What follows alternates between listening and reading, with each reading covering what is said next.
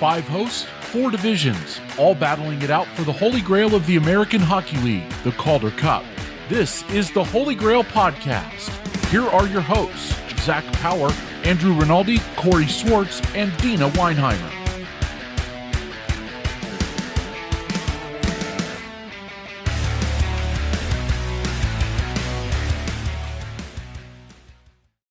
Hello there, and welcome to episode 69 of Field Pass Hockey's AHL podcast, The Holy GrAHL. This is the episode for May 24th, and we are here to give you a recap of the last week in AHL hockey, and oh boy, do we have some action to bring to you guys. But we're going to start off with a little bit of an introductory question for, as you see, there's only 2 of us here. We're a little shorthanded, but, you know, we're just bringing all the more heat for you guys. But I'm going to start off here. And Corey, who's your favorite three-peater? Michael Jordan or Kobe Bryant?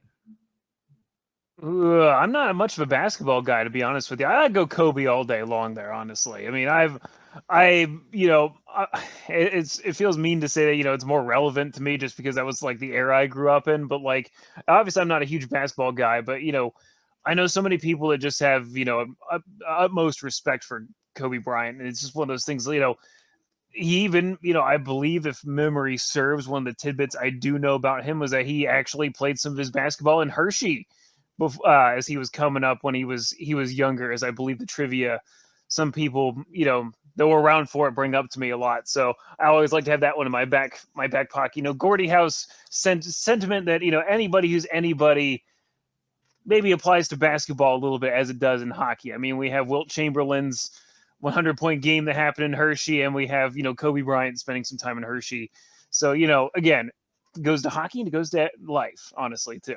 Yep, gotta respect the Mamba. I like it. And he did go to Lower Merion High School. I don't know if that means anything to you, but yep, drafted right out of there to the pros, and the rest is history. But yeah, Andrew Rinaldi over here on the Wolves and Griffins beat. I got to go with Jordan, though. He's the GOAT. And if you guys at home are wondering why we're talking about basketball on an AHL podcast, well, we have our own guest who is aiming for his own three-peat, and we will bring that to you in just a little bit. But for right now, we got to get over a little bit of news before we dive into some playoff action here. Now, if you're like me and you enjoy watching the downfall of all things Toronto hockey, well, there was some stuff that went on with up at the top and with the Maple Leafs, and we're starting to feel the ripple effect of that and down in the AHL as well.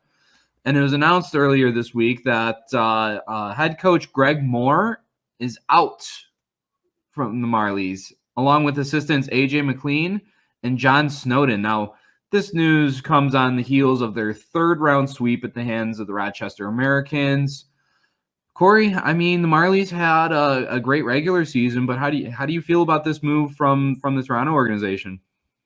It's an interesting one. I mean, it's always kind of interesting. Like, you always feel like when like a coaching staff gets fired, right? It's like, you know, it's usually, you know, I think back to, you know, the one time the Bears made when they let Troy Mann go back after the 2017-18 season, you knew that heads were going to roll. The Bears had a lousy season, you know, I still maintain that most of that's not Troy's fault. You know, obviously I'm going over to Hershey to answer a question about Toronto, but, you know, it's not that kind of season where you expect everybody to, you know, be fired in such short order too. I mean, it shocks me a little bit because it's not like they had a bad season. You know, they got dealt a poor hand. I'm sure if Zach were here, he'd be chomping at the bit to say that, you know, that so many of their lineup got diced up and sent out over the trade deadline and stuff. A lot of stuff was out of their control. So, I mean, you know, I know there's a new regime that's most likely coming in with the Maple Leafs, and, you know, maybe they want to give them the full freedom to hire their own guys as they see fit. But it's kind of like, here, you had a great season, did what you could. Here's your reward. You're fired, you know, days after the playoffs. And it just kind of it baffles me a little bit. And I just don't think it's deserved for this kind of season, you know, the hand that they were dealt, certainly. Yeah, you know, even though I just came on here throwing shots at the Toronto market, I got to agree with you on that one. I mean, is this just the nature of the league where the Maple Leafs were going all in, so they kind of deal out a lot of these players that were real big pieces for the Marlies. So you're rolling into the playoffs with kind of a skeleton crew, and they get through Utica, but they just kind of run into this buzzsaw that's Rochester. Now, I think maybe if they push that series to 5 games, or they maybe just look a little stronger on the defensive end, maybe we're looking at this different. But I do think that with the changes made up top, probably going to want their own guy in there. Greg Moore and Kyle Dubas are kind of 2 peas in a pod. So you chop the stalk off while the other peas are going to be coming in with it. So a tough hand. I don't think Moore is going to be unemployed for long. I just think he just got kind of a raw deal here, and this is the nasty business part of this sport, where you have a great season, and even if you didn't end on the best terms, I mean, you got through a tough opponent in Utica. Things just didn't fall your way in Rochester, and so get your pink slip after that one feels that's Toronto. It's either success or it's go upload your resume on LinkedIn. So, like I said, I don't think Coach Moore is going to be unemployed for too long, but we'll see about that. Now, I don't know about you guys at home. I'm ready to talk some playoff hockey. That 3 minutes of news is all about that anyone of us can take. So, as usual, the Atlantic is kind of our front runner, our vanguard here, and who better to talk about that Hershey and Hartford series than the man that's already got 2 Hershey jerseys in frame, Corey. Well, the clock struck midnight on those Hartford Wolfpack, huh? Yeah, it was a little shocking to see, in a sense, to see that Hartford run kind of end as they did. I know there was, a lot of talk that Hartford could probably handle Hershey. Hershey and Providence kind of played a very similar style of games, which is what made all of those games between Hershey and Providence so fascinating, right? And, the Bears kind of collared the Wolfpack, I guess is probably the right way to put it, in a sense, because the Bears had, no deficit. It's such a bizarre thing to me, because in the regular season, the Bears were not known for being comeback kids, right? And here in the playoffs, they've done it several times now, including in Game 3 where they went down 1-0 early. And I talked about it on a different podcast earlier this week. It felt like they just take their opposition, the Bears do, and put them in like a sleeper hold, right? Where they almost don't even know they're in a sleeper hold at this point, where they just sort of are, they're trying their best, they're slowly running out of energy, and the Bears, they're getting in front of their shots. They're limiting their grade A chances. They're, reducing, their quality of chances just going down, lower and lower. Wolfpack got on the board first in Game 3 off a great play from Ryan Carpenter to Turner Elson in front of the net, where, he was able to get one of those grade A's. But it felt like that was almost the last grade A chance that the Bears really gave them, where, and then Hunter Shepard, you can't say enough about what he's done this playoff run. He hasn't allowed more than 2 goals in a single game through the, Hershey's first 2 rounds. It seems like for the Bears, there's the makings of something kind of special brewing there. And it was enough to, not only stop a Cinderella team like Hartford that's been so impressive this playoff year, but, really just put the full brakes on them type of thing. So it was interesting to see that series go down in the form of a sweep. I had it going at least 4 games, maybe all the way to 5. So, I think it's going to make for a really interesting Eastern Conference final between Hershey and Rochester, which we're going to get to. Oh yeah, we're gonna talk some Amherst, but I want to get just touch on it a little more, because I was kind of endeared with Hartford as they went in, and right, Hershey kind of just locked it down. The Wolfpack kind of had a couple scorers get hot during their run, and they really couldn't get that traction. I didn't hear Johnny Brodzinski's name a whole lot, and I was very kind of, I don't want to say mystified, but Dylan Garand was a guy who really kind of put the Wolfpack on his back for those first couple of rounds. Drops a couple games, and all of a sudden Wolfpack throw in Louis Domingue. I know we talked about that a little bit. How did he did it look like it was the right move in Game 3, or do you think they probably should have gone with the guy who got them there? I personally disagree with it. I see why they did it because, you lose 2 games, you want to try to go with a shakeup. You have a veteran, possibly NHL caliber goaltender in your roster in Louis Domingue. And to Dylan Grant's credit, none of the losses were his fault, right? For Game 1, it was an incredible Hershey comeback.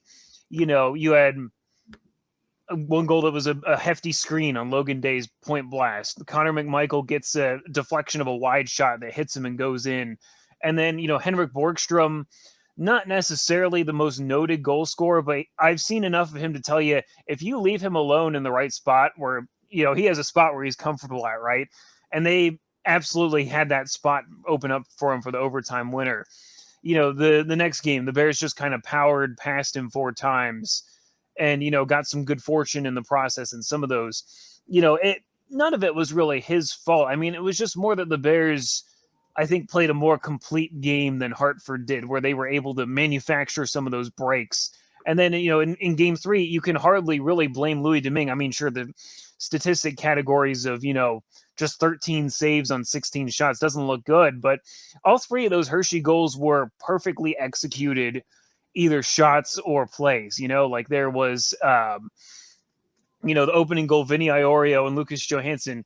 Again, 2 guys not noted for goal scoring from the blue line, but they picked corners on it. There's some defensive breakdowns. Those guys got a lot of time and space, and although they're not noted scorers, they're still dangerous when left alone, certainly, and part of the reason why they're highly regarded first and second round picks for Washington. And then, what else can you say about third goal? It's a shot, save, rebound. He had no chance on that one either for Garrett Pilon. And, a lot of it just fits the billing. I mean, of what Hershey's been able to accomplish all year long. They have 4 lines that, can make you pay in rapid succession. And they did. They have a lot of different scores. It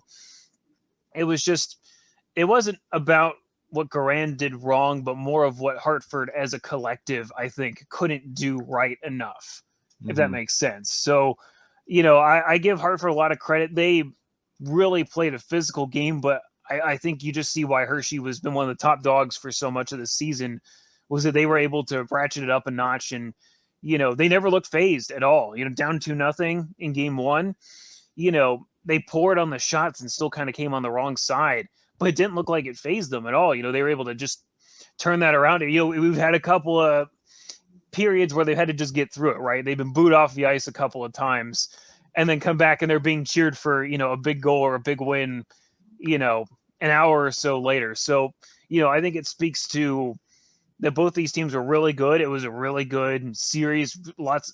Every game was close, but it was just more that, Hershey just kind of had that one extra step above them. I think that, maybe prevented this from going 4 games or 5 even possibly. Because I think if Hartford wins one, best of 5 is such a, fast-paced type of series that I really do think that, if they had won one, we might be talking about a Game 5 that would have been tomorrow type of thing rather than, a sweep. So, and that's just the nature of the 5-game series in some ways too. Absolutely. Well, it was a sweep, and Hershey took it to them. They are moving on to the Eastern Conference Finals. Who are they playing? Well, we look over into the North Division bracket. We kind of alluded to earlier the buzzsaw of the Rochester Americans. They've won now 6 straight games, and they just absolutely tear apart the Toronto Marlies in the North Division Finals. 19 goals for in just 3 games. Corey, again, you have your pulse there on the Eastern Conference. Were you expecting this result? Yes and no. I always felt that Rochester was a pretty tough team. I mean, obviously, being on the Bears beat, I only got to see them twice, but it was still back-to-back. They had both those games were incredibly close. I mean, Rochester's similarly to the Bears, a team that I don't think gets phased very easily by some kind, a deficit or, some struggles early, like in the Syracuse series you alluded to. And it's not a coincidence either that in those 6 games that Rochester's won, they've scored 4 or more goals in each of those 6 games too. So, their offense has really come to life. You even have an X factor going into this Bears series with, the Amerks being able to add a first round pick what was it, the 8th or 9th overall pick to their lineup here, just days before this series starts. You almost wonder if that's a good thing or a bad thing. It sounds like a good thing on paper, but you're always just, messing with team chemistry is a tough thing just in general this time of year. But, it's one of those things they could add to it possibly. If, you get a guy that can conquer the AHL pretty quickly in short order, that's a very scary recipe in my book. And so, but you saw it, they were able to outlast Syracuse in overtime in Game 5, as insane as that is. And then you look at the Toronto series where they simply just, Toronto just could not stop these guys. They ran them over, all three of those games. Correct me if I'm wrong, Andrew. I mean, I think they had 7 or more goals in all 3 of those games, possibly. I'd have to go back and look at that one, but they piled on the goals is basically the the end of the short of that whole idea there. So going into the series, and they haven't lost since the Syracuse series. Their second game of the playoffs has been quite some time. So it's kind of a clash of two superpowers that have also gotten here by tremendously different means, right? Rochester, maybe their Achilles heels that they let up, a few more goals than you maybe like to see. But when you're scoring as many goals as they are, it's hard to argue with that recipe. If you're scoring 8 goals and the other team's scoring 4, you're going to win most of those games. It's hard to score 8 goals in the American Hockey League anymore. So it's a really good clash of superpowers, I think, that have played opposite styles, right? The Bears are not a noted juggernaut in terms of scoring goals, but they've limited their opposition so much, so they haven't needed that necessarily. So it's going to be interesting to see how these two teams stack up when the puck drops here. I believe when this episode drops, we may have already had one game of the series play by the time we're talking about this, but nonetheless, it's going to be a great series. I think the one that has the potential to really go 7 games, I think. Absolutely. And I just want to point out that Jiri Kulich has played 6 games. Since he started, since he debuted in the playoffs, Rochester hasn't lost. He's scored in every single game. And this kid, again, I know I've pumped his tires quite a bit on this pod. He's just 19 years old. You throw in a guy like Matthew Savoie in there, and it's already been stated by Rochester that he's not going to be coming out and playing game 1, but we're on the 7-game series now. So it's not like that first game makes such a huge, heavy impact. It's this could be a war. So now that we've kind of talked about each team kind of working their way in, let's look at the head-to-head here.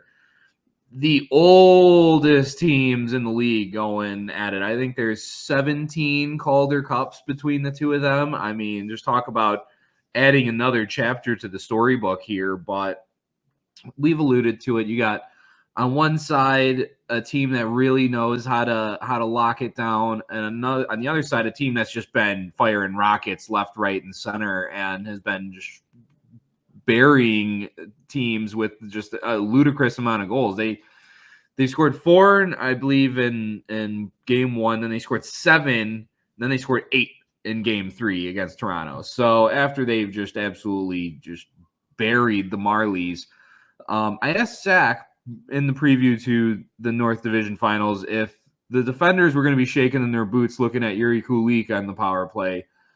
I'm going to ask that same question to you here, Corey. How I think there's a bit of a different dynamic to the Bears than the Marlies, but you still gotta respect what the magic in that young man's stick.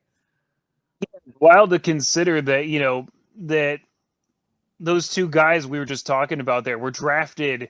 Matt Savoie was the 8th or 9th overall pick, if I remember what I read earlier today, right? And Jiri Kulich was at the tail end of the first round in that draft, right? So it's 2 guys picked the same year, and you arguably have, the higher touted of the 2 of them. Not that there's anything wrong with 2 first rounders like that. That's something that I think that anybody can respect and appreciate and, have a lot of. But for Hershey, it's interesting because I don't know that I've seen them get worried about a specific guy. Like during the Charlotte series, for instance, me and, I know a lot of people in Hershey, we think of Charlotte, we think of the 2019 series, which had our special guest Andrew Poturalski on that team too. They had all these weapons, and they still have some remnants of that in a sense with, like, Riley Nash wasn't there, but he was there for the earlier playoff series. It's just kind of one of those things where, I as a fan fear it for that reason, because I think of those, bad memories I have there from 2019. And, but, this Bears team, they've not been phased by anything. If you would have thought they would have gotten phased by Hartford, you run up and down that roster. They have Johnny Brodzinski, who's so great, Ryan Carpenter, Tanner Fritz, who was electric in the playoffs leading up to this point, and the Bears made him look invisible. Like, I didn't notice him half as much as I did in the, the Providence series and the Springfield series preceding it. So, for the Bears, I think it's, it doesn't matter who the player is. I think the Bears will respect all of those guys and, maybe pay special notice to some of them over others. But in a sense, it kind of speaks to, Hershey's, their own pack mentality of, having four lines that can roll. I mean, they have a pair of first rounders themselves and Connor McMichael and Hendrix LaPierre, centering two of their top lines type of thing. There's just so much to fear with Hershey that if you kind of walk in with Rochester thinking, okay, we're going to beat the bricks off these guys the same way we did Toronto, it's just not going to happen. I don't think. The Bears have a lot of size. They have mastered that defensive side of the game. It's going to be a real, unstoppable force meeting an immovable object type of thing, right? That's kind of the way I've been describing it so far, is that, you just have these two powerhouses in completely opposite sides of the game. And which one's going to be the one that wins a hockey game? We saw two really close games in the regular season series. Hershey took a 2-1 win in the first game, and then Rochester, showed how resilient they are by coming back from a 3-0 deficit to take a 4-3 shootout win. So, I think it's one of the most up in the air series, but, I do think that Hershey kind of has the edge. Just, I think that you kind of go in with the confidence on a defensive first mentality, right? If you're able to, stop some of these guys, Hunter Shepard's been so good. You think back to his experience in the NCAA where, he could have easily been a three-peater at the college level, like we were talking about with Andrew Poturalski possibly too. Unfortunately, certain events conspired to ruin that opportunity for him. But he's a guy that he just seems to get better as the meaning of each game kind of increases. And, you kind of saw that at the college level. His game has seemingly translated over to the AHL so well.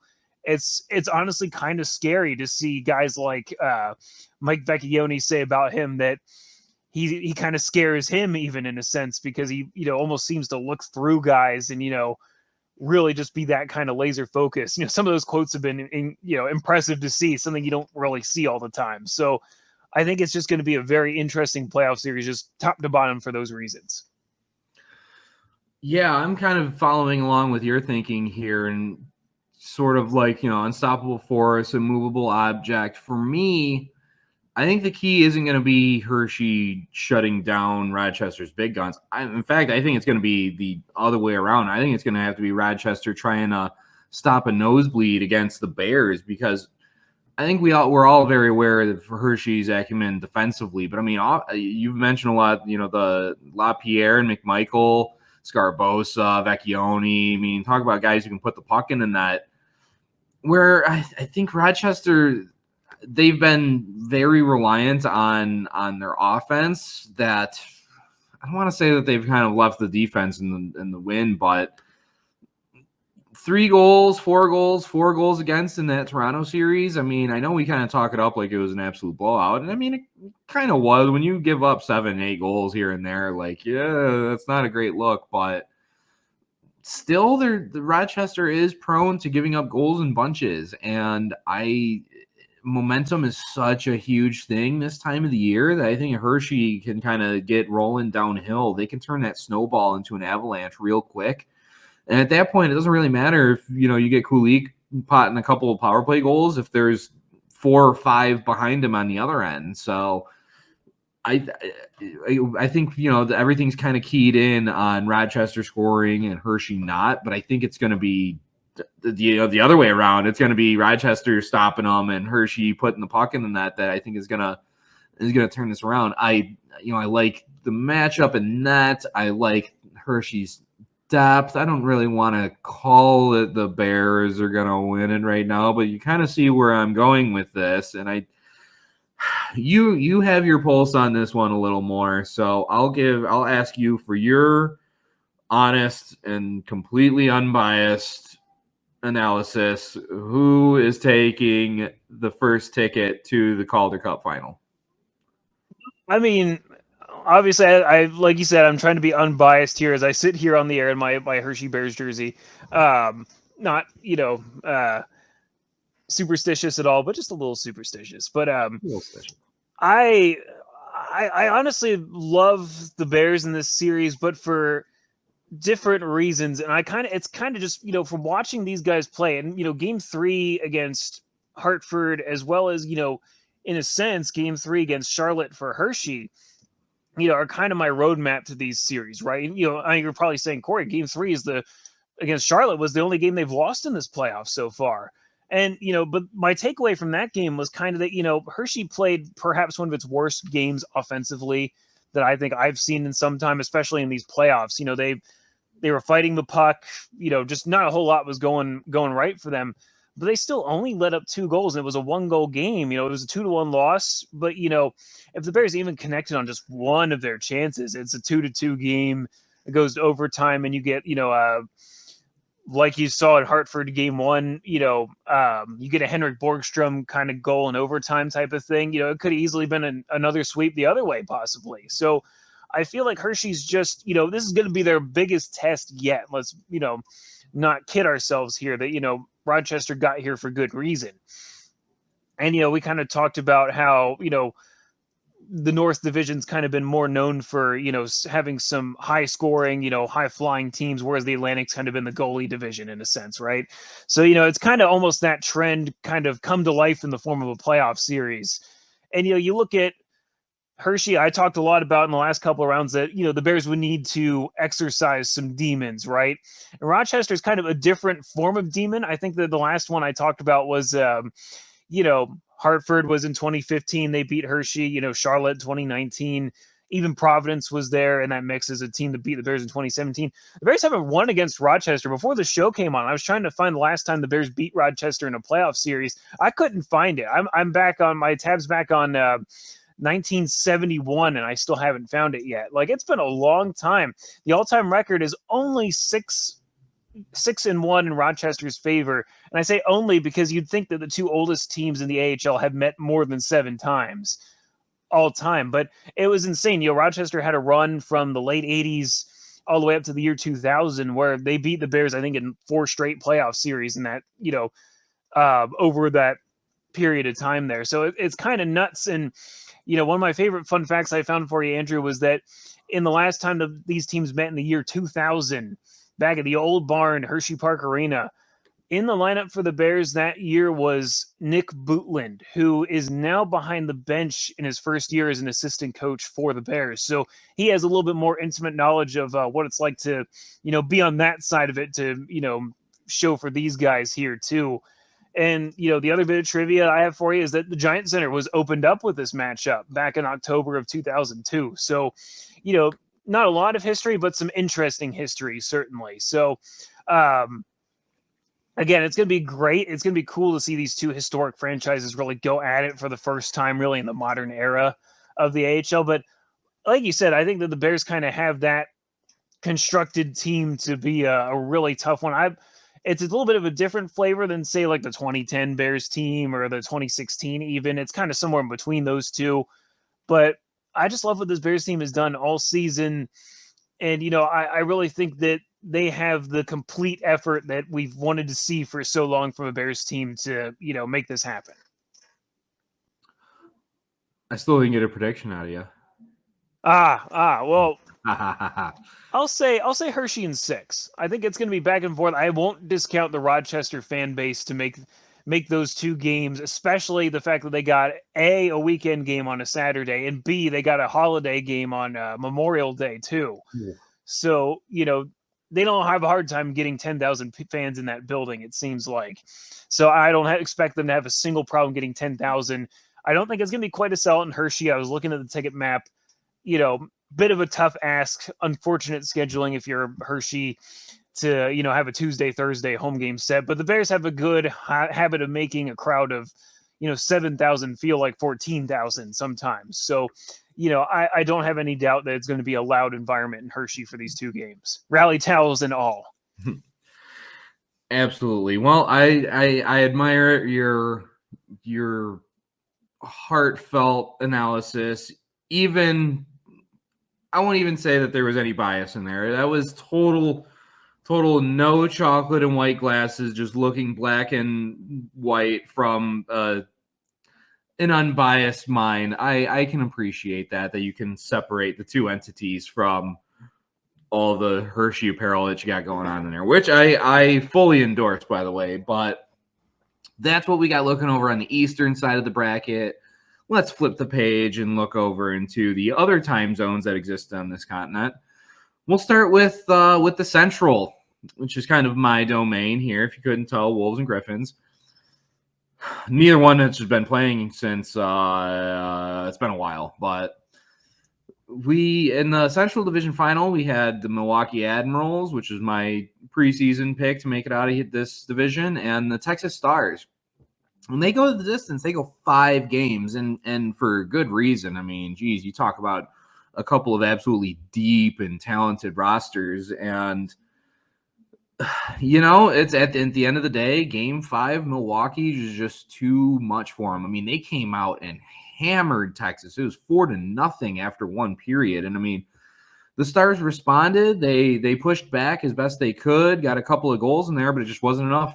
4-2, which I don't want to say it's disappointing for the Stars, but you come back in Game 4 and a double overtime win, you kind of feel like momentum's right on their side. And what do they do after an emotional win like that? They just kind of go out and lay an egg in the first one. And it was just you got to give credit to the Milwaukee Admirals, because there was so many plays in this series where the Stars just didn't look like themselves. I mean, there's such a core identity of this team is the strength of their blue line.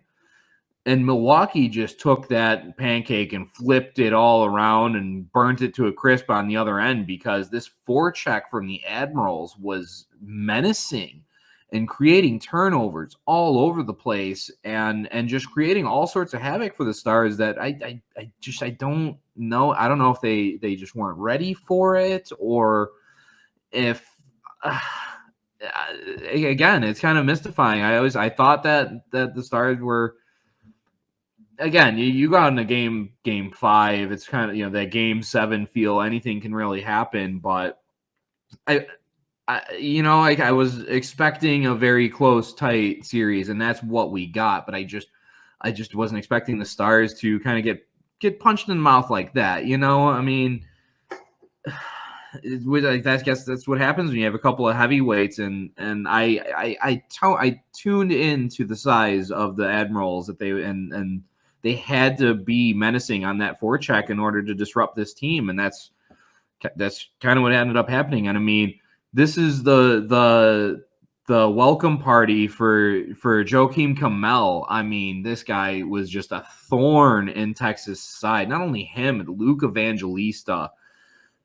I'm old enough to remember when the Nashville system was an absolute black hole for forward prospects. It is not the case anymore. I mean, you look at that Admirals team and some of the younger players up there in Nashville, and they have a bright future ahead of them. They play this game the right way.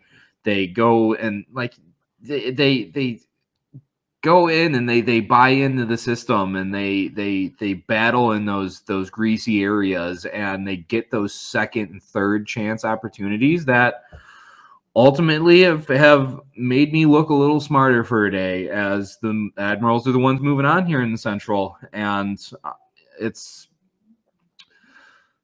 I don't want to say that I kind of expected it, but early on in the season, this was a team that was full on for Bear, aiming for that number 1 spot. And then trade deadline comes through in Nashville. They sell the farm, couple of injuries, and you have, I think that what's really going to help this Milwaukee squad is seeing all those guys like Kiefer Sherwood and Phil Tomasino, Spencer Stastny, Luke Evangelista was up there in Nashville, and these guys were out there playing playoff hockey for the Predators.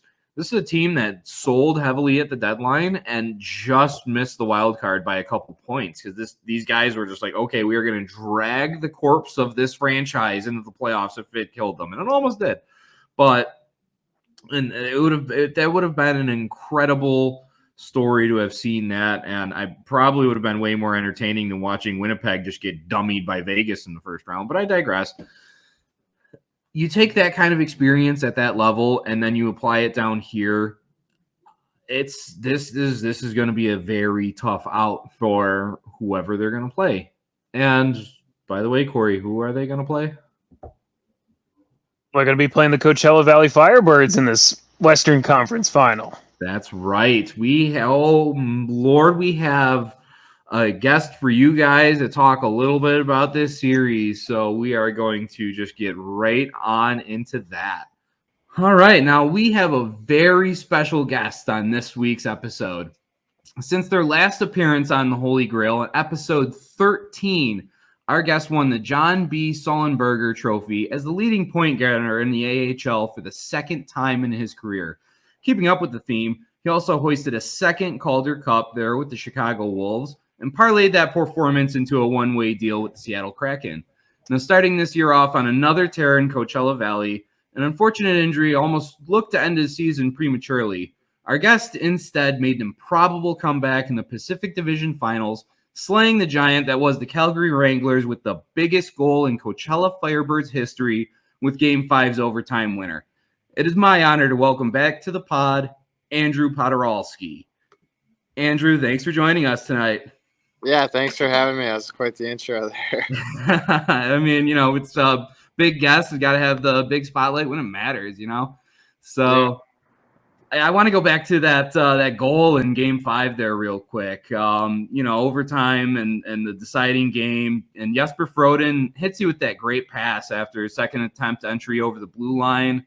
You're coming into the zone on the far side, and you made sure that Jesper saw you calling for the puck there. Were you kind of thinking goal the whole time you skated in, or was it just a matter of seeing a window and hitting it? Yeah, no, for sure. I mean, hockey's such a fast read and react game. I definitely wanted that puck and saw the lane, and it was a pretty tight series the whole time around. And Calgary doesn't give much; they're a good team for obvious reasons. And I saw the little opening, wanted the puck, and shot it, and then kind of blacked out from there.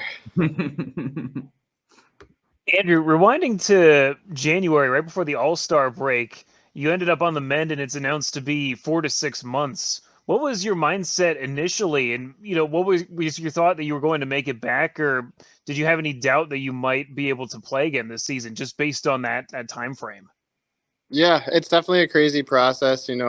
Once they give me the timeline, I start, doing the math and trying to figure stuff out. And you have so much free time on your hands. I was pretty much doing research on everything I could do possible to speed up the healing process. And, you can only do that so much. You got to let your body heal and let it do its thing. But there's definitely different things you can do to help speed it up and make sure you're healing properly. And I did a ton of different stuff. I got to credit all my trainers. I got to credit my wife putting up with a lot of my stuff. I definitely wasn't in the best of moods right at the start of it, but so many different things went on, and I eventually made it back. But yeah, there's certainly doubt, and our team had to face 3 elimination games before I was even back in the lineup, so I definitely sweat those ones out, and I was the biggest fan in the arena those nights. But it was a crazy process, and for it to all come together and to get back and play and win against Calgary was so cool. That's awesome. And during your recovery, as you said, that your teammates in Coachella Valley are rolling. They had 100 points, had the second best record in the league. Obviously, you're still around the team, but how did you maintain relationships and chemistry with the guys while they're piling up the points and, while you're seeking kind of the end to get ultimate goal to get back into the lineup? Yeah, I'd say that's the hard part that a lot of people don't really understand. when you're not playing, you kind of get separated from the team for a little bit. You're coming in at different times than the guys. You're not going on the road with them. So it definitely gets lonely for some times, and it's hard. But the silver lining in it for me was, I got to spend time with my young son a little bit and do stuff like that. And, just try my best to maybe get out to dinner with the guys or have some guys over once in a while when they have time off or at home. And, just do my best. Then once I started getting closer and started skating, I started sitting in on a lot of meetings and, tried to get back in the swing of things as best as I could. So it's definitely not easy, and it was a long road, but it's super rewarding to come back and be able to play. I know one new hobby that you picked up while you were on the men there was you did a couple games up in the booth with Evan Pivnik doing color commentary. Is that something that you always want to do maybe after you hang the skates up? It's definitely something I never put a single thought into before the first game I got hurt. We were on the road still in Iowa, and Piv asked me to go up there and do it. And it's kind of just like a funny thing. And then, some guys said I was pretty good at it, so I tried it a couple more times and then started to get the hang of it. And, Piv and I have great chemistry, and he's a funny guy and really easy to get along to. He set me up for a lot of, my stuff and comments and helped me out along the way. So it was something that's really fun. Who knows what I'll do after hockey. I keep all doors open. You never know. But it's certainly a fun thing to do to kill time because it's not easy watching games when you're hurt. Yeah, for sure. But then, finally game 3 rolls around and you're cleared to play, front of the home crowd and all that. I'm sure you were pumped for that. But, first off, talk about the fans that you've had here in Coachella for their first season with the Birds and kind of what you were thinking as you skated out there for your first shift back in almost 4 months. Yeah, it's crazy for people who haven't been out here yet or seen our arena. Our arena is state of the art, brand new, awesome. And then our fans are second to none, and they're super passionate about it. And there hasn't been a whole lot going on in the Valley for the last however many years, and it just seems like the fans have adopted us, and we've loved it. And they love coming to games, and it's so fun to play in front of them. It seriously doesn't feel like an AHL environment here, and we like to think that our home ice record speaks for itself on how much we love playing at home. And it was certainly a unique season where we started on the road in Seattle, living out of a hotel for the first 2 months. And then the whole second half of the year, we had a ton of home games. So it ended up working in our favor, and, we love it. And it's a really cool atmosphere in the AHL, that's for sure. You're going back to that series that you guys just got done with the Calgary Wranglers. They're such a fierce team, and the matchup was lived up to the billing in so many ways. As each game was a little bit different. You'd have some goaltending duels like Game 3 with the triple overtime, and then you'd have a high scoring game like Game 5 was. Tell us about how the back and forth between those two squads and what it was like. Being on the ice for those kinds of shifts and those kinds of, different feelings for games. Yeah, it's certainly crazy, being out for almost 4 months and then stepping into a team like Calgary is a tough task, but they're a great team for a reason. And, it was pretty fitting that we ended up going game 5 in overtime. They're just back and forth games. Both goaltenders are studs. We all knew that. And then that third period of Game 5 was just, I think everybody, wanted to win with nerves, everything going on. A deciding game was pretty crazy. I've said before, it took like 10 years off my life. We score, they score, we score, they score. Then they take a lead, we tie it. It was pure chaos, and, our building was rocking, so it was just really cool. I'm sure from fans' perspective, they all loved it, but we were definitely sweating that one out, and obviously super thankful we came out on top. For sure. Now, these Firebirds have been pushed to the brink in each and every playoff series that they've been a part of, but they found a way to bounce back, and now you're walking into the Western Conference Finals. So, what can you tell us about this locker room that's made them so resilient in the face of adversity? I just think, the team we have, we're a pretty deep team. We have four lines who can go and score on any given night. We got Joey Decord in net, who's unbelievable, and a solid decor. And I think that's what it takes, to make it this far in the league, and especially in playoffs. You can't really have any holes in your lineup because, there's only 4 teams left, and you'll get exposed. So I just think the depth, the veteran leadership we have, and then all our rookies are outstanding and playing great hockey and have transitioned so well into the pro game. And so the combination between that, makes for a good team. And, job's not done here. We still got 2 more series to go. Yeah, I know one big difference between, last year up there in Chicago to Coachella. I know for a fact you were out in Palm Springs in the middle of December driving fairways and dropping birdies like nobody's business. Did the extra practice in the winter kind of help your stroke? And who on the team do you find yourself battling for skins?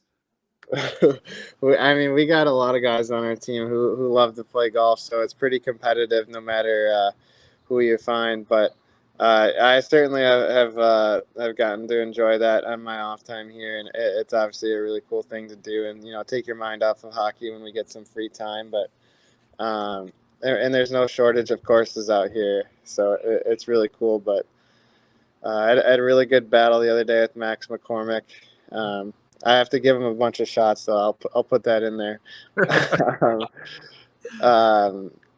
Cole Lind, Cameron Hughes, they're both pretty good players as well on our team. So, but honestly, any given day, we're a super competitive team. We're always battling in practice. Whenever it's a small ice game or we're out on the course, there's always something on the line, and we're always competing against each other. And I think that definitely plays a sense in why we've been so successful this year, because we're all competitive and always want to win. So I think that translates a lot.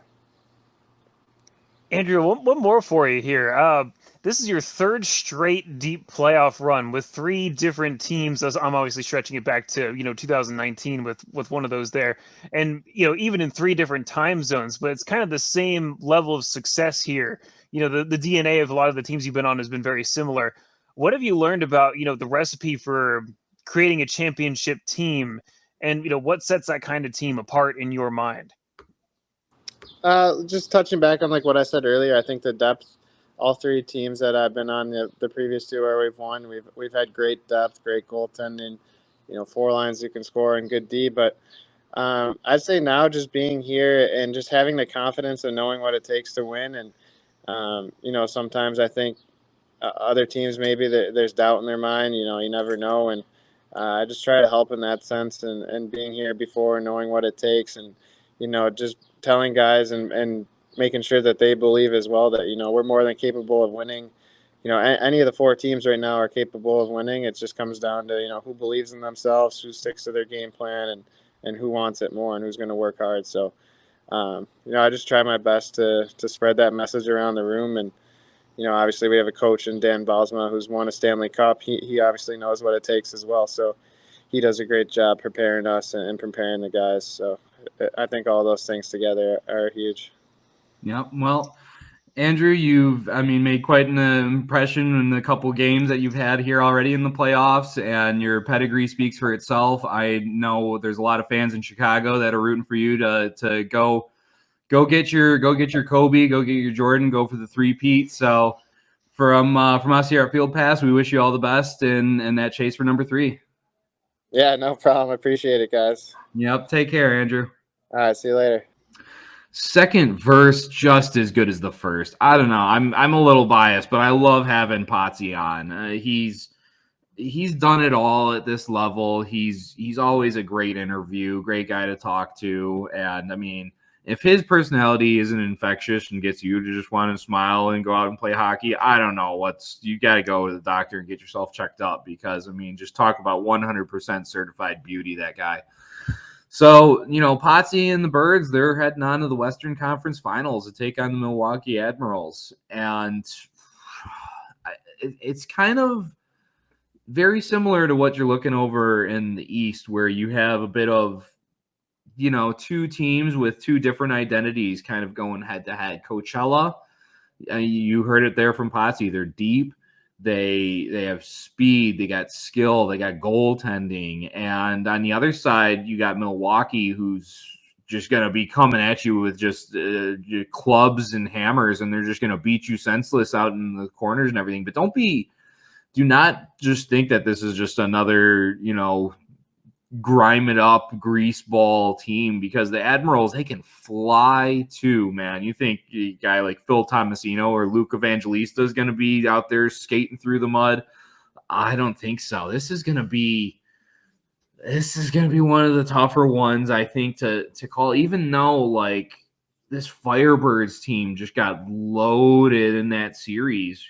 The Seattle Kraken get eliminated. They get Ty Cartier. They get Jesper Froden. And, oh, by the way, just Andrew Poturalski is inserted and lined up through the series. You know, I mean, what kind of a bigger X factor could you possibly ask for? So, you know, this team looked a little vulnerable, getting pushed to the edges by Colorado and even by Tucson.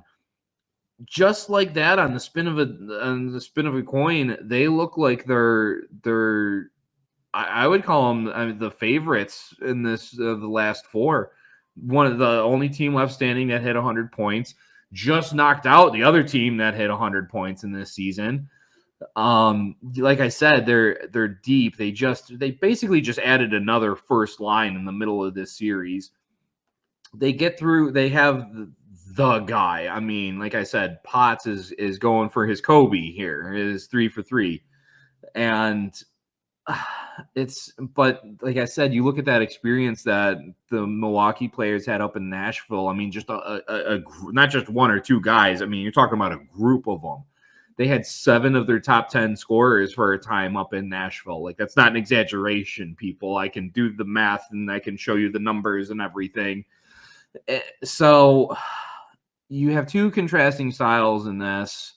You have Yaroslav Askarov, who might be the bluest chip of prospects in there, going up against Joey Decord, who just, casually saved 60 shots in a triple overtime game and went pound for pound with the AHL MVP in net and Dustin Wolf. So you can take him with a matchup up against anybody. Where do you find a weakness in any of these two teams, Corey? Yeah, Andrew, I'm not sure where you find the weakness for either of these two teams. I mean, like you said about the Eastern Conference, it's two teams that play a very unique style of play, right? One guy that's kind of, come to my mind a few times, it's just because he's a familiar face a little bit there too, that I think fits right in with that style of play, is Isaac Ratcliffe, a guy they got for, essentially nothing from Philadelphia at the trade deadline. It was one of the few things we were begging for the Flyers management to do, and they trade a guy away for basically nothing. A former first rounder at that. But, he's a big-bodied, physical guy that I think really fits the mold that Milwaukee's playing into a T in a lot of ways. And they did a great job in that series of making a very talented team like Texas, number one, struggle, but number two, have a hard time playing to their strengths, right? They made a guy like Riley Barber, who I'm quite familiar with from his time in Hershey, a big game kind of guy, looked pretty much invisible. It was very hard for him to play to his strengths, which is to have a great shot. He snipes a lot of goals, very well known for that side of things. You didn't notice him very much in that series. You didn't notice a lot of Texas's big guys. And, that was kind of their strength. They've been such a solid, well-rounded club all season long that they were able to kind of turn that on its head and turn a disadvantage into an advantage. So I think that, for both these teams, although I would say that Coachella Valley is, in my opinion, probably the favored series or team on paper, I would probably say, I wouldn't be surprised if Milwaukee pushes this to the limit and, can even turn, do the same thing. Then they have the Andrew Poturalskis of the world on their team, but will they be as open as they were against, maybe a team like Calgary, which is still kind of surreal to say in some ways that, Calgary was not it this year, because it seemed like that, not that we were already penciling them in the Calder Cup finals, but a lot of ways the way they played, we talked about, Dustin Wolf for seemingly the entire season. And, now he's on the golf course, and it's just a very surreal thing to say. And, so, with Coachella Valley, they bended, but did not break 3 times now. And, that says a lot too. It certainly is interesting when you compare a team like Coachella Valley to Hershey, where, they almost have twice as many games played as the Bears exactly, just due to that. And, the unfortunate side of finishing second, but still having to play the play-in round, the great oddities of the playoff format here, certainly. But, it speaks to their resilience, and, they have that little X factor there that you like to talk about in terms of, championship teams that belongs so well to Andrew Poturalski teams type of thing, right? So I don't really see how either team has a clear path to win other than they just need to keep playing to their strengths, just try to be the more well-rounded of the two teams. I think that Coachella Valley has the skill factor, but you just can't you could just see the never say die attitude about Milwaukee that's going to propel them to some wins here too. So I could see this really going all the way to 6 or 7. I'm sure Coachella Valley, they might want to just keep that streak going of going the distance. It's worked out for them so far. Yeah, for sure. It's, you bring up the good point about Riley Barber being shut down. I think Potts' presence and everything is huge for the Firebirds, but in terms of point production, he had only the biggest goal in Firebirds history, but still, I think for a guy like Potts, I don't want to say you're expecting a bit more. He guy just got back off for 4 months, and you look at the guys like Cole Lind and Max McCormick, Jeremy McKenna, Alexander True, Riker Evans that are all at the tops of the scoring. Now, granted, maybe that has something to do with pushing every single series to the distance and just getting many games as possible. I think your hero is probably going to be someone like John Leonard or Billy Petman if you're Coachella, or it's going to be someone who when all the focus and attention is going to be on Evangelista and Lind or McCormick, that someone's gonna get open with a chance and they're gonna bury it, and there'll be a hero in all folklore of either Milwaukee, who I don't even remember the name of that guy at that radio station who said something about, you don't have a life if you care about the Milwaukee Admirals. Let me tell you something. You don't have a life if you're out here trying to rag on an AHL team and these fans and these guys and the 90% of the league that participates in the AHL and in their playoffs and everything. Where do you think they learn to win up there in the NHL? They learn it here.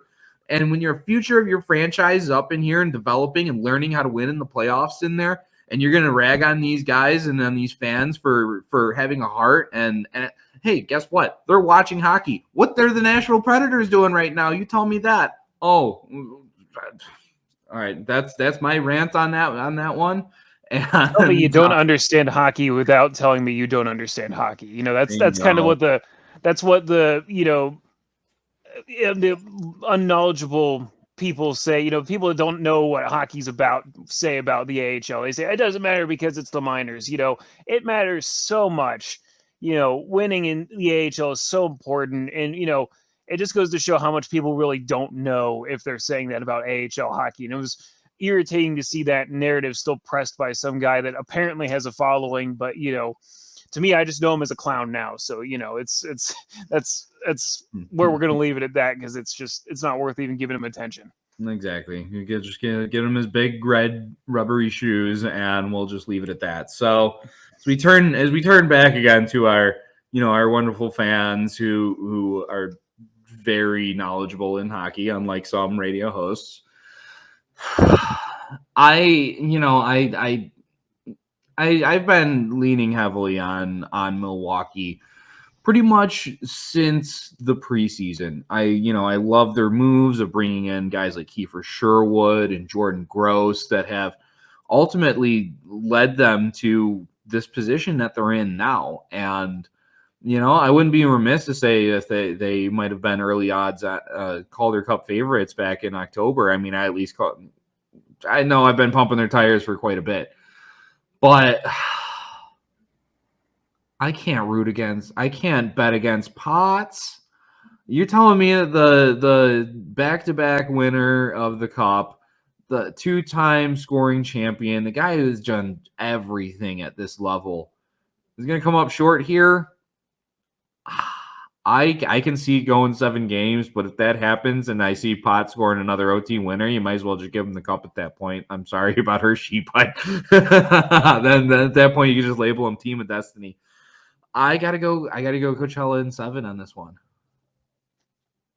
I think that's fair. I would also lean towards Coachella Valley, but just to play devil's advocate, I think I'm going to make the case for Milwaukee in 7. And the reason I think is that, they play such a stellar all around frustrating game. If they can make a guy like Riley Barber and, some of the top guys in Texas disappear, I think they're going to try to, do that as much as they can. Now, I think that, to their credit, Coachella Valley is maybe a little deeper in their terms of their lineup. Like you said, there's a lot of room for, some lesser known guys to really take the reins in that series and, become the guys in that respect. So I do think that it's going to be harder for them, but they play such an in-your-face kind of smash mouth kind of style of hockey where they just make your life miserable on the ice, force turnovers. I think that Coachella Valley's, experienced some weakness at points where they've, maybe given up a couple extra goals maybe than they should have. They followed up some really great moments with, maybe a clunker and, some winning by the skin of their teeth. And, Milwaukee is kind of a team that, has kind of done the opposite, right? They had a, pretty convincing series win over Texas. They played very well in that series.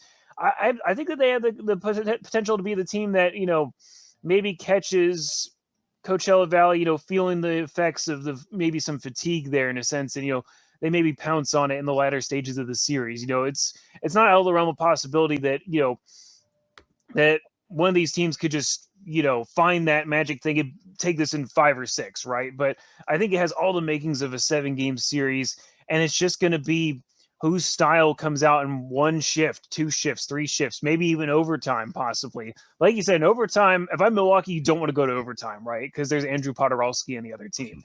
You saw the goal. They all saw the goal. We all saw it, it's one of those things you just don't want to because the script writes itself in a sense. So, and, for Milwaukee, I think they've kind of gotten to this point by not playing that kind of risque kind of style. They've done a good job. They're the score 4 goals and win over Texas kind of team, right, in the first period. So, I think that it's really going to be that kind of series where I think if Milwaukee can get up on them early, like they did, I really like them in that series. But the longer you let Coachella Valley hang around, the more chance you have that you're going to get burned by Andrew Poturalski. It's just fate. We stand Pots on this podcast, if you couldn't tell. We should almost call it the Pots cast, but that I like that name. Again, it's when the guys accomplish everything at this level, it's hard to root against them. Anyway, that's our Final Four, man. We're getting down to the nitty gritty, and I'm not talking about Sam Weismer's fantastic work here. I'm talking about this is it. It's 4 teams, 7-game series now. This is for starting to get to for all the marbles, and I would ask you, I guess, who do you think? I was going to ask who's your biggest surprise team at this point, but I think of the 4, I think Rochester is probably I don't even want to say an outlier because they've been, an incredible team all year, but I mean, so much attention has been paid to, Hershey's been dominating in the Atlantic. Milwaukee's been hanging around for so long. Rochester's been kind of quietly hanging around in that North Division, but it's been so much Toronto early on that now it's it feels like they just kind of burst onto the scene here. But this is a team that's been simmering all year, and I think they're getting hot at a good time. But unless you think Coachella is a big surprise at this stage, but it doesn't sound like you did. Well, with Coachella Valley, you always kind of knew that series was going to come down to who could win between them and Calgary, right? It was just the writing was on the wall for that to be a series in the division final at some point. And, to its credit, it's probably been the most entertaining series of the entire playoffs so far. Because, anytime you get to a game 5 in overtime situation, it doesn't sound quite as pretty as saying game 7, but, it was just that kind of effort, that kind of, just 2 superpowers going at it, right? It's hard to argue otherwise. With Rochester, as you said, they were surprised, but I think it's just because of the fact that the North Division was just kind of a wide open, shot for any of these teams to possibly get hot. Like you said, Rochester got hot at a good time. It looked like it was going to be all Toronto. We were guaranteed Toronto, it seemed like, for so long. And then Toronto, unfortunately, kind of got gutted at the trade deadline. They just weren't the same Toronto team. And, to their credit, they pushed through the first series that they had to play in and, got to that point of the division final. But, Rochester, like you said, they just caught fire they did enough to, to win that series. And, obviously enough was sweeping in this respect here too. So, I don't think that, to me, I do think that, you were on Milwaukee pretty much from the get-go, if memory serves me correctly. So, I'm not so surprised about them. I've been pumping Hershey's tires all season long, as I will do every year pretty much. It has to be pretty bad for me to, not be in that respect. But, I'm not surprised that the Bears were able to get here. But I do think those teams are surprised in their own unique circumstance. And it speaks to, how all four divisions in the AHL are almost their own leagues in a sense, right? Because it's like they play each other so much of their schedules are comprised of interdivisional matchups. And you just wonder how it's going to play out in a playoff series. And we've gotten so much entertainment value out of those two divisions specifically. Rochester wins game 5 in overtime. Both them and Coachella have that in common, that they have that kind of, those kind of magic goals you dream of as a fan of either of those two franchises. So, I think that it's kind of going to be expected versus maybe unexpected in some ways. I don't think anybody expected Andrew Poturalski to suit up for Coachella Valley in these playoffs, maybe except for him, because he was working so hard at, like he was saying in his interview there, cutting down that time to make it 4 months instead of, 6 possibly. So give him a lot of credit, give Coachella a lot of credit for really rolling with their depth for so long. And, again, it's just going to be who's the deepest team. I like Coachella and Hershey in that respect. But, you can't discredit what Milwaukee and Rochester have done all season long. So I think we're just in for a really good thrill ride here. I'm so excited to be at both of the games here to open up the series in Hershey Tuesday and Thursday. It's going to be a lot of fun. Oh, yeah. Corey's going to be in there bleeding chocolate and white. So that's our Final Four. That's our show for this week. So if you'd like to hear or see more of us, please subscribe to us on YouTube or wherever you listen to your favorite podcasts. I personally use Spotify. You can use whatever you want, but also make sure that you follow us on Twitter at the Holy GrAHL. If you don't know by now, that's spelled GrAHL. You can check out all of Field Pass Hockey's other podcasts. Join Matthew Harding and Jason Mowles as they break down the ECHL's Wichita Thunder and chat with some of the league's legendary players. The Rolling Thunder podcast airs bi-weekly on Field Pass Hockey. You can also check out Syracuse Speaks with Alexandra Ackerman. Syracuse Speaks is a Syracuse Crunch-centric podcast that focuses on maintaining a balanced perspective in the ever-shifting world of minor league hockey. And on behalf of all of us here at the Holy GrAHL, that's myself and Corey, we hope you have an amazing week, and we'll see you next week. Bye-bye. This has been the Holy GrAHL Podcast. Have a question or a topic suggestion? Hit us up on Twitter or drop us an email. For the latest news across the American Hockey League and the rest of minor league hockey, download the Field Pass Hockey app, now available in the Apple and Android app stores.